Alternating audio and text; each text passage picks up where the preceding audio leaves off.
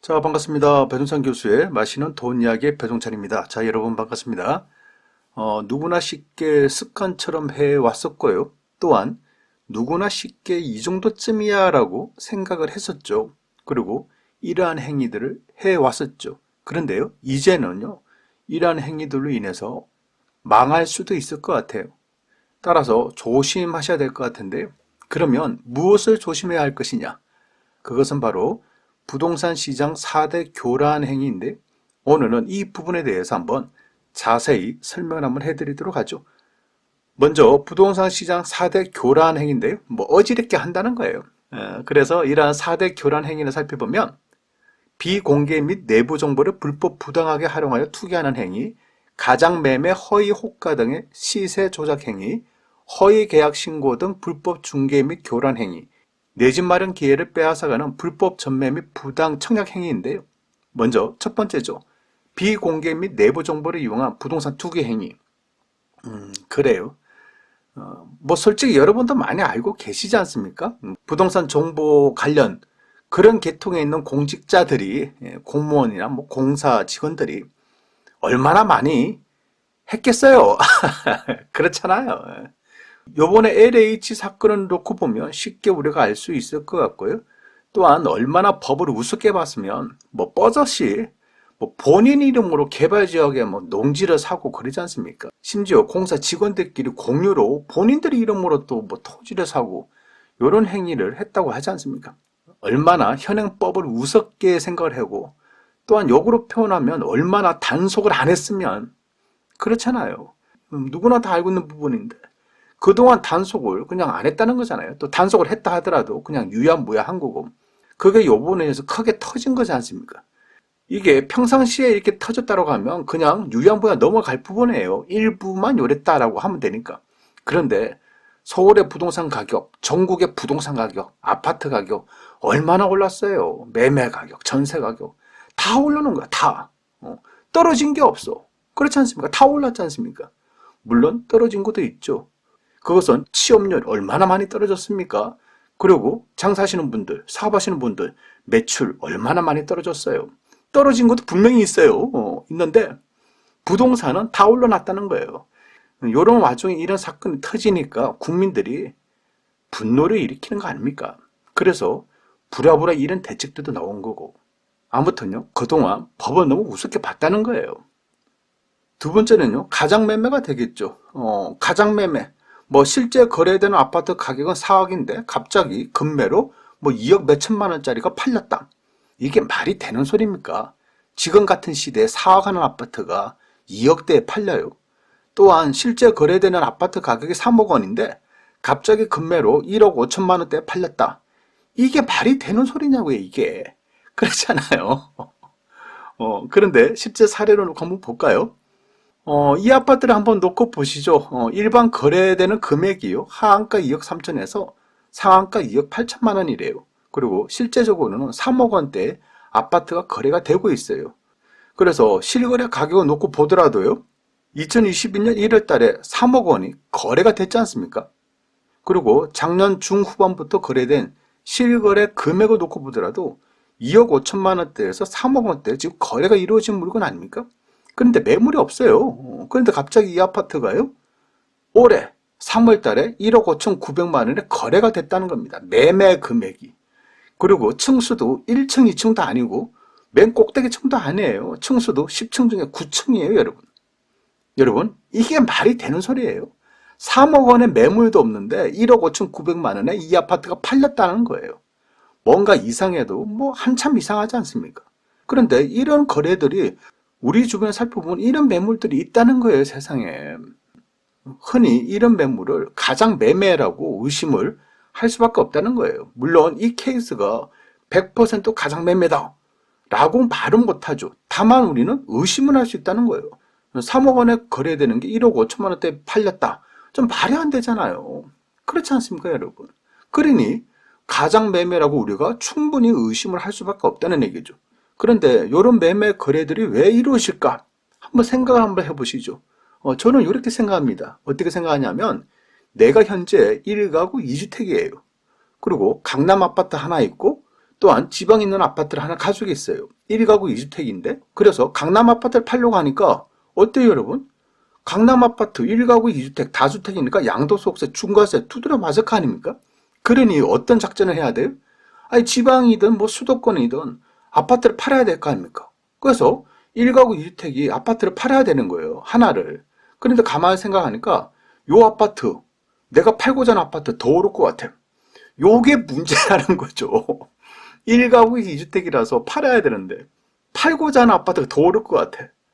그러니까 자기 가족들이나 친척들한테 뭐 증여로 넘길 수 있겠죠. 하지만 증여로 하다 보면 증여세가 부담이 되는 거예요. 그래서 어떻게 한다? 매매 거래되는 금액을 확 낮춰가지고 싸게 팔았다라고 이렇게 매매를 한다는 거예요. 이렇게. 실제적으로는 증여가 되겠죠. 하지만 매매를 가장한 증여라고 봐야 된다는 거죠. 그렇지 않습니까? 또한 허위 호가 등에 의한 시세 조작 행위들. 이것도 참 문제가 많죠. 전세가 되었든 뭐 매매가 되었든 또한 알게 모르게 얼마나 많은 또 작업들을 하고 있어요. 부동산 사장과 또 집주인 소유자가 짜고 그냥 호가를 올려놓고 전세 또한 마찬가지죠. 싼 전세가 있는 것처럼 막 올려놓고요. 막상 전화가 오면 그 물건 또 나갔다고 하지 않습니까? 그리고 그 물건보다 더 좋은 물건이 있다. 요렇게 막 조작들을 하잖아요. 또한 허위 계약 신고 후 취소 등등, 불법 중개 및 교란 행위 등등. 야, 참 이런 것까지 일일이 다 설명하려고 하면 한도 없고 끝도 없죠. 아무튼 허위 계약 신고 후 취소. 아니 뭐 매매 금액이 10억 하는데 갑자기 13억이라고 신고를 해요. 그러면 13억에도 이 아파트가 팔렸다. 그렇잖아요. 그러면 12억이다. 싸 보이는 거야. 그런데 13억에 매매 계약 신고한 게 뭐다? 취소를 해버린다는 얘기예요. 결론적으로 보면 12억에 산 사람이 최고가로 산 거죠. 이런 불법 중개 및 시장 교란 행위들이 지금 일어나고 있다는 거예요, 여러분. 그리고 네 번째로 보면 불법 전매 및 부당 청약 행위. 요거도 좀 눈여겨보셔야 돼요. 지금 불법 전매 얼마나 많이 했어요. 알게 모르게. 거기에다가 다운계약서, 양도소득세 아끼려고 얼마나 다운계약서 썼나요? 아무튼 이런 행위들을 해가지고 얼마나 많은 사람들이 내 집 마련 기회, 이런 기회까지 다 뺏기고 있지 않았습니까? 그리하여 이 사람들은 지금까지는 이런 행위를 해서 돈을 벌고 좋아했다는 거예요. 그런데요, 이제는 앞으로 이런 행위들, 앞으로는 특히 더 조심하셔야 된다는 얘기겠죠. 아니, 앞으로는 이러한 행위 자체, 이제는 제발 좀 근절돼야 되지 않겠습니까? 세상이 달라지기 위해서, 부동산이 달라지기 위해서는 강력한 정부의 단속과 처벌이 있어야 된다는 얘기예요.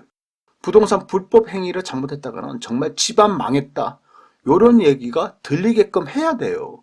그래야지 이런 잘못된 행위들이 근절할 수 있다니까요, 여러분. 그래서 이런 부동산 시장 교란 행위 처벌 관련 법안들이 있다는 거예요. 이제는 부동산 거래신고법 개정안이나 공공주택특별법 개정안이나 교란 행위 유형에 따라서 가태료 징역 및 3에서 5배의 벌금, 이익에 따른 징역형을 가중하겠다는 겁니다. 그리고 단순 의무 혜택 사항에 대한 가태료 상향인데요. 시장 교란 행위 중에서 해제, 부동산 계약을 이제 해제를 했다. 신고를 했는데 내가 이게 파기가 됐다. 부동산 매매 계약 해제, 미신고할 경우에는 현행상으로 10만 원에서 300만 원 가태료라면 이제는 3천만 원 가태료를 매기겠다는 거고요. 미신고, 지연신고, 부동산 계약을 했는데 내가 신고를 안 했어. 미신고. 또한 신고를 제때 안 했어. 지연신고가 되겠죠. 그러면 현행은 10만 원에서 300만 원의 가태료라면 앞으로는 30만 원에서 500만 원의 가태료를 때린다는 얘기고요. 거래가격 및 허위신고, 뭐 다운계약서, 뭐 업계약서, 또 호가를 올리는 행위들, 이런 행위는 취득가액 2%를 가태로 해서 이제는 취득가액 5% 가태료를 때린다는 거예요. 또한 4대 시장 교란 행위 가담자 부동산 시장에서 퇴출인데요. 건전한 시장 질서 확립을 위해 시장 교란 범죄 행위자는 일정 기간, 유관기간 취업과 공인중개사 등 관련 업종의 인허가를 제한하겠다. 허위 신고를 했다. 요건 뭐 하겠다? 공인중개사법에 의해서 퇴출하겠다는 얘기예요. 무섭죠, 어떻게 보면. 또한 미공개 정보 이용 관련 처벌 대상 확대 및 수위 강화인데 미공개 정보를 이용 관련해서 직무 관련성이 없더라도 업무 관련으로 정보에 접근한 자, 정보를 받은 제3자도 처벌 대상에 추가가 된다는 얘기예요. 또한 공직자 파면, 해임 중징계인데 미공개 정보 활용 투기가 확인된 경우 LH 직원은 파면, 해임, 공직자 같은 경우에도 미공개 정보 활용 투기를 심각한 비행위로 간주하고 해당 공직자의 파면, 해임 등 중징계를 추진한다는 겁니다. 어떻게 보면 부동산 투기를 한번 잘못해가지고 집안이 망하는 이런 경우가 발생할 수도 이제 있게끔 만들겠다는 거예요.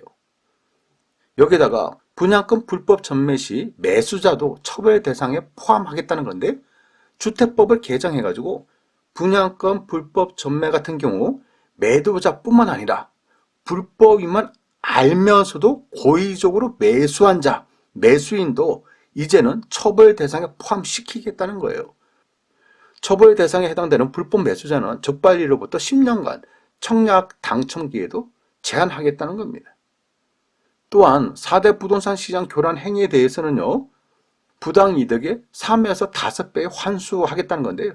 부동산 거래 질서의 심각한 훼손 등 일정한 요건에 해당될 경우 부당이득 금액의 3배에서 5배를 환수하겠다는 거예요, 여러분. 어때요, 여러분? 정말 숨가쁘게 그래요. 숨가쁘게 방송을 하는 것 같아요. 또한 숨가쁘게 부동산에 대한 처벌들이 난무하는 것 같아요.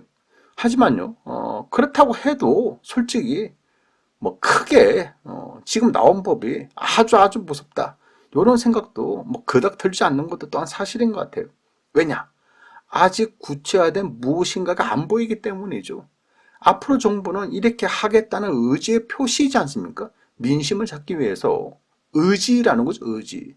차라리 이 발표가 나오기 이전에요, 부동산 투기자는 반민족 행위급으로 다스리겠다. 즉, 부동산 투기를 해가지고 이득을 본 자는 소급하여 재산을 몰수하겠다. 이런 프레임이 더 강했다는 거죠. 그렇지 않습니까, 여러분? 부동산 투기자, 반민족 행위자, 소급해서 재산 몰수, 요거 나오면 부동산 시장 그냥 얼어붙어요. 그렇지 않습니까? 누가 무서워서 하겠어요? 이런 프레임이 더 강력했다는 거죠. 하지만 현행법상 소급하여 재산 몰수가 어려운 거 아닙니까? 그러니 이 정도 선에서 발표가 났다라고 봐야 되겠죠. 아무튼 우리가 눈여겨보셔야 될 부분, 그것은 바로 뭐냐라고 한다면, 공직자, 공사 관련자들의 불법 행위, 부동산 관련해서 정보를 이용해서 토지를 사고 아파트를 산 행위, 요거 잡아내야죠. 또한 허위 호가, 허위 신고, 불법 거래, 불법 중개 행위들, 다운 계약서, 부당 청약, 또 기획 부동산들 얼마나 많습니까? 이와 관련된 자들이 과연 잡히는지, 또한 이런 사람들이 벌금에 과태료에 또 이익 환수가 되는지, 이런 부분들을 우리가 확인을 하셔야 돼요.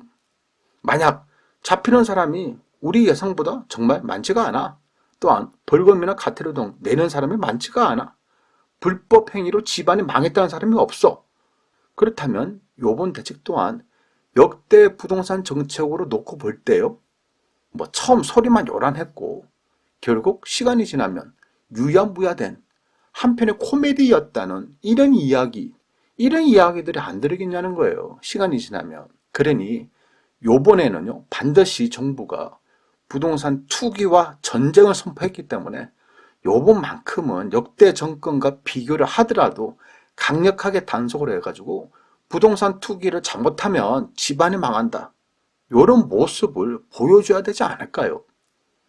아무튼요, 앞으로의 부동산 시장 만만치 않은 시장이 될 것 같아요. 내부 정보에 의한 투기 행위, 불법 전매나 다운 계약서, 허위 호가, 가격 단합 등등등, 그동안은 쉽게 해왔다 하더라도 앞으로는 그렇게 쉽게 행하기가 굉장히 많이 어려울 것 같아요.